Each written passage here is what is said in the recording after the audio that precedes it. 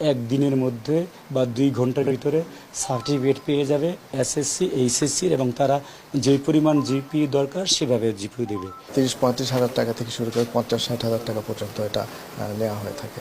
যে এই লোক অনেকগুলো সার্টিফিকেট এবং মার্কশিট বিক্রি করে টাকার বিনিময়ে যারা ফেল করেছে তাদেরকেও দেয়, যারা পাশ করেছে তাদেরকেও, মানে যারা ছাত্র না তাদেরকেও দিয়ে থাকে।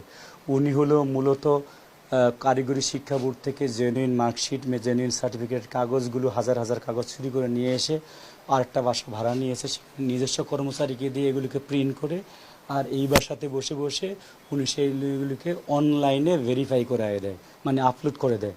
এই কারণে এই সার্টিফিকেট বা মার্কশিটগুলোকে বাংলাদেশ বা পৃথিবীর যে কোনো জায়গা থেকে আপনারা যদি সার্চ দেন এটাকে জেনুইন দেখাবে। একটা ভুইফুল লোক এই 50,000 টাকা, 1 লাখ টাকা, 2 লাখ টাকার বিনিময়ে একদিনের মধ্যে বা 2 ঘন্টার ভিতরে সার্টিফিকেট পেয়ে